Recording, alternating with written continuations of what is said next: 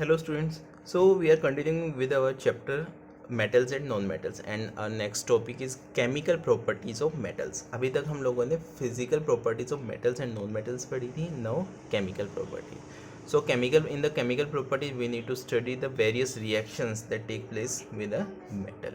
So first one is combustion. Combustion means simply reaction with oxygen. Okay, reaction with oxygen. So most of the metals react with oxygen to form metal oxides. Okay, most of the metals react with oxygen to form metal oxides. Example is copper. When reacts with oxygen it form copper oxide. Remember that copper oxide is of black color. जो important है, जो exam में आते हैं oxides या salts होते हैं, जो उनके कलर एग्जाम में आते हैं, पूछ लिए जाते हैं, वो सारे मैं बताते हुए चल रहा हूँ. So this is black colored compound.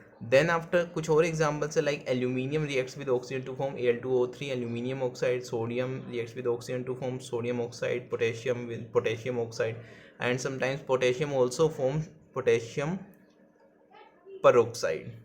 Okay, potassium peroxide, even superoxide. तो वो अभी हमें डिस्कस नहीं करना. Nowadays only oxides are enough. Then after most of the metal oxides are basic in nature. ठीक है, जितने भी मेटल्स होते हैं, मतलब जितने नहीं, most of the metal oxides जो होते हैं they are basic in nature, especially in the first and second group. जो lithium, sodium, potassium, rubidium, caesium है, मैग्नीशियम कैल्शियम है, बेरियम है, तो ये सारे जो ऑक्साइड्स बनाते हैं they are basic in nature.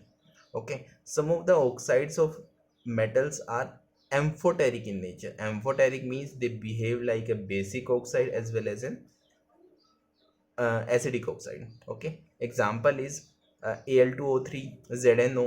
Okay, we see the reaction of Al2O3 that because it's more important. When Al2O3 aluminium oxide reacts with HCl, this is an acid. That means in this reaction Al2O3 will react like a base. Okay, and they will form AlCl3 and H2O, means a salt plus water. And when same Al2O3 reacts with NaOH, that is base, okay, it reacts with base like an acid and form, this is a salt, sodium aluminate and water. Okay, so it is an amphoteric. Amphoteric और neutral में थोड़ा सा फर्क होता है. Neutral means which does not react with acid or base, but amphoteric reacts with both acid as well as base. Okay, second thing, most of the metal oxides are insoluble in water. Most of the metal oxides, but a few are soluble in. Soluble means यहाँ पे ये नहीं है कि homogeneous solution, एक ऐसा solution बनेगा जिसमें सोल्यूट और सॉल्वेंट एक दूसरे के साथ रिएक्ट नहीं कर रहे, they can react with each other. Okay, examples are जो बहुत ज़्यादा रिएक्टिव मेटल्स होते हैं like sodium oxide and potassium oxide. Okay, they form base with base or alkali. I have already told you they are base or alkali. Okay, they form base or you can say alkali when water. Okay, so they can dissolve in water. Next, all metals do not react with oxygen at the same rate. That means कुछ metals बहुत fast reaction करते हैं, कुछ metals बहुत slow करते हैं, and even some metals are there which do not react with oxygen. The metals which do very fast reaction with oxygen are like potassium, sodium, rubidium. Okay, and we need to study only potassium and sodium. So these metals react with oxygen very fast, that means very vigorously, and that's why they cannot be kept in open atmosphere. तुम लोगों को भी पता होगा that we keep them in kerosene oil. वो इसीलिए होता है because they cannot exist or they react very fast with open atmosphere. Open atmosphere means oxygen gas present in it. Okay, second, जो इंटरमीडिएट मेटल्स होते हैं जो बहुत ज़्यादा रिएक्टिव नहीं होते लाइक जिंक, लेड, आयरन.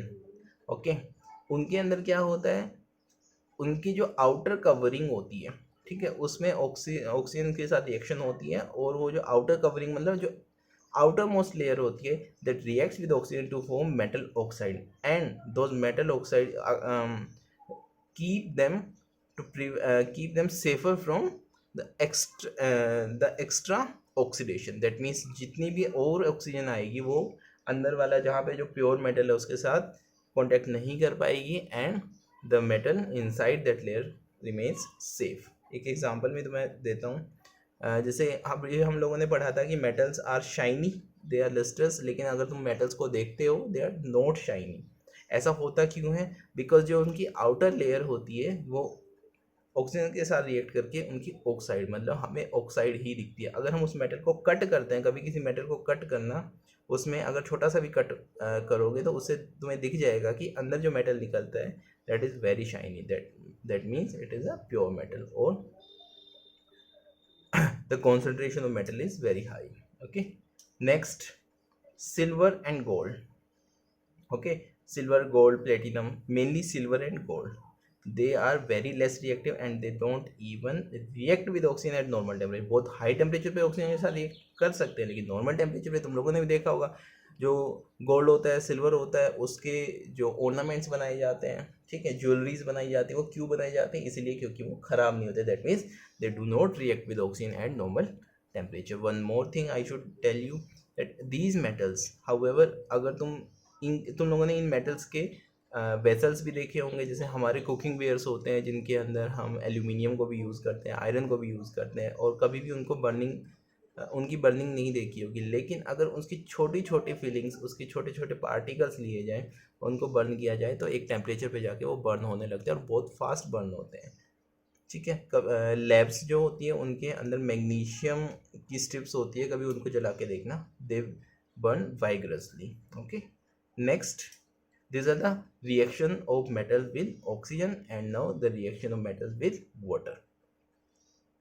बहुत सारे मेटल्स होते हैं जो वाटर के साथ रिएक्शन करते हैं, कुछ ऐसे होते हैं जो नहीं भी करते हैं। So first of all the metals which react with water, they form metal oxide and hydrogen. Okay, few metals are there which are soluble in water, जो मेटल में सोल्यूबल होते हैं दे फॉर्म मेटल हाइड्रोक्साइड। जो अभी हम लोगों ने potassium और सोडियम पढ़े थे, they are forming alkali, that means hydroxide, sodium formed sodium hydroxide and potassium formed potassium hydroxide। You can see the examples, potassium is forming KOH, potassium hydroxide, sodium is forming sodium hydroxide। Okay, and because they are very reactive, a lot of heat energy, or you can say heat, is liberated from these reactions. These are called exothermic reaction. The reaction in which heat is evolved are called exothermic reaction।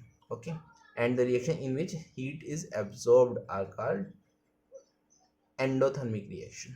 now we will go to calcium। calcium इनसे थोड़ा सा कम reactive होता है, that means it can react with water less violently। ठीक है, normal water के साथ reaction कर लेता है calcium, and it form calcium hydroxide and H2 gas. Okay, अब एक बहुत इंपॉर्टेंट क्वेश्चन आता है कि कैल्शियम जो होता है जैसे वाटर में डालते हैं, it starts floating on water. Why? क्योंकि जैसे ही कैल्शियम हम वाटर में डालेंगे तो H2 गैस वहाँ पे लिबरेट होती है, और वो जो H2 गैस होती है वो उसके जो बबल्स होते हैं वो क्या करते हैं, कैल्शियम के साथ स्टिक हो जाते हैं और कैल्शियम को जो ऊपर वाटर के ऊपर फ्लोट कराते हैं। That's why calcium floats on water. ये काफ़ी इंपॉर्टेंट क्वेश्चन है ये यहाँ से। Then after, magnesium reacts with only hot water. Magnesium cold water के साथ रिएक्शन नहीं करेगा, मैंने बताया था अभी, नॉर्मल वाटर के साथ कैल्शियम रिएक्ट कर जाता है, मैग्नीशियम नहीं करता। Magnesium only reacts with hot water and it form magnesium hydroxide and H2। Then after, these metals like aluminium, iron, zinc, they do not react with even hot water, they react with steam only। steam की form में जब water होता है then only they can react with water and they form again oxides and hydrogen gas। some metals are there which do not react with water at all, like lead, copper, silver and gold। silver and gold you know very well, they are very less reactive metals। okay, or you can even categorize them as non reactive metals। okay, बहुत कम reactive होते हैं। so metals, those metals which do not react with water are lead, copper, silver and gold। that's all for today, thank you।